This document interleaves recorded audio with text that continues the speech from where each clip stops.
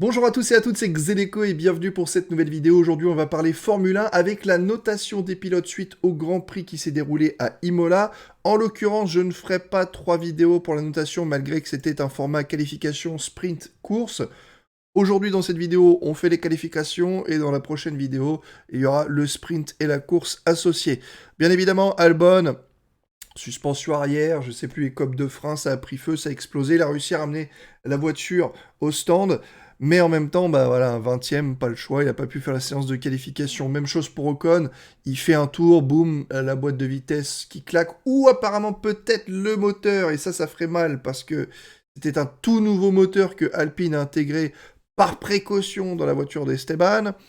Et honnêtement, bon, logiquement, ça semble à une boîte de vitesse. Il était resté bloqué en 6ème vitesse. Pareil, il réussit à rentrer au stand tranquillement, mais voilà, abandon pour cette séance de qualification. Ce qui a fait la part belle à certains qui ont eu de la chance qu'Ocon ne puisse pas réaliser cette séance d'essai. Et c'est pas le cas de Latifi. Hein. Latifi, comme d'hab, je lui mets un 2. Au bout d'un moment, là, c'est pas possible. Hein. C'est genre, il a pas le niveau en qualif, il se crache en plus, il coûte de l'argent.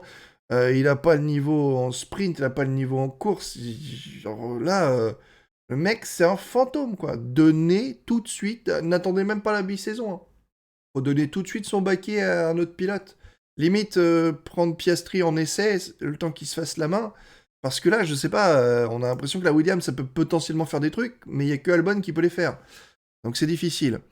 Bon, du coup, il y avait 2 abandons, donc 3 places d'éliminés en Q1, et on y retrouve les 2 AlphaTauri. Là aussi, ça fait très mal. J'ai mis un 3 à Gasly et un 4 à Tsunoda. Ça fait encore plus mal quand Gasly, en conférence de presse, déclare que, justement, enfin, du moins devant les médias, il déclare qu'ils avaient exprès fait un setup pluie pour les qualifications, et au final, quand la piste était mouillée sur les premiers runs, eh ben, ça a pas suffi, quoi, parce qu'elle s'est asséchée relativement vite. Et donc, ils se sont fait un petit peu avoir. On voit du 1,20 474 pour Tsunoda, 1,20 732 pour Gasly. Ça fait quand même 3 dixièmes, un peu moins de 3 dixièmes. Bon, c'est pas le week-end de Gasly pour les qualifs. Même pour la course, ça n'a pas été son week-end. Voilà, c'est pas terrible, tous les deux éliminés en Q1, pas de bol. Stroll, bah du coup, qui profite qu'Ocon ait abandonné pour sortir justement de la Q1 en mettant son Aston Martin en Q2, ce qui était plutôt pas mal avec un bon temps hein, quand c'est arrivé, je sais plus exactement. On est sur une 20 342, donc on avait un meilleur temps qu'Hamilton, un meilleur temps que Mick Schumacher, un meilleur temps que George Russell. Donc ouais, il est passé en Q2, mais c'est vrai que là vous dites, oh 15e. Non, non, il est passé en Q2 plutôt large. Honnêtement, c'était pas mal du tout. Mais une fois arrivé en Q2, pour ceux qui n'ont pas vu les séances de qualification, je le rappelle, ils avaient le droit à genre un tour sur le sec avant que la pluie se mette à tomber, donc c'était vraiment one shot. Hein. C'était tous les pilotes sortent, vous avez un tour terminé, si tu le foires, t'es éliminé. Et en l'occurrence, bah, sur toutes ces tentatives, bah, Lance Stroll a été un petit peu coincé, malheureusement, avec le drapeau de Carlos Sainz. C'est vrai que allez, je vais même lui mettre un 6,5 parce que certes, il était derrière Vettel, mais pour le coup, c'était plutôt une bonne séance de qualification et peut-être que ça aurait pu faire quelque chose de mieux sans le drapeau rouge de Carlos Sainz. Donc à voir, mais au moins 15e, c'est légèrement mieux que là où il se situe habituellement, donc c'est pas non plus super fou. Mais bon, c'est prometteur, l'Aston Martin a l'air d'avoir peut-être réglé certains problèmes. Guan Yuzu, bon, Guan Yuzu, je lui ai mis un 5, et encore une fois, je suis gentil parce que c'est la dernière course où je vais être gentil parce que c'est un rookie. Après, on va devenir un peu plus sévère, du moins on va noter normalement. Un 5, pourquoi bah parce que, franchement, une 21 434, une 20 192, il y a une seconde 2 d'écart avec Bottas, et encore, je suis indulgent parce que, honnêtement, c'est la pluie.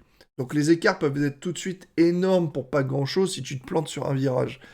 Mais c'est quand même bah, toujours pas terrible en fait, parce que Guan Yuzu, il a l'Alfa Romeo qui pour moi, je vais être honnête, hein, c'est la 4e meilleure monoplace. C'est-à-dire qu'on a Red Bull Ferrari, derrière on a Mercedes, globalement qui recule un petit peu parce qu'ils n'ont toujours pas apporté d'amélioration convenable, pardon.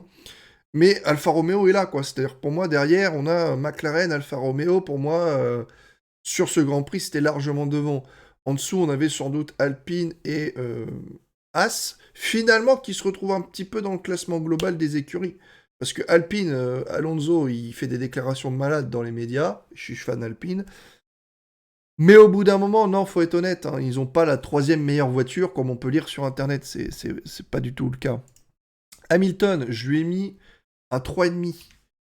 À 3,5 parce que au niveau de la Q1, c'est sorti tout juste. Hein. 1,20 474. Et voilà, Tsunoda, il est à 1,20... non, pardon, 1,20 470. Et Tsunoda, il est à 1,20 474. Donc honnêtement, 0,04, il aurait pu se faire sortir par une AlphaTauri.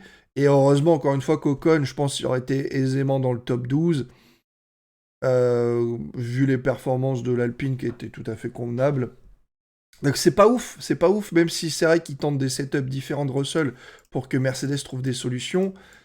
Bon, il était à 1 dixième en Q1, mais en Q2, bah, c'était 4 dixièmes, quoi. 4 dixièmes, ça fait mal. J'ai mis un 3,5, j'ai mis aussi un 3,5 à Schumacher, bah, c'est le même délire, en fait. Bah, Schumacher, c'est un petit peu, vous voyez, le cas George Russell face à Latifi, tu vois, t'as l'impression que le pilote, il brille de ouf. Et là, c'est la même chose avec Albon. Albon face à Latifi, t'as l'impression qu'Albon, c'est un dieu vivant.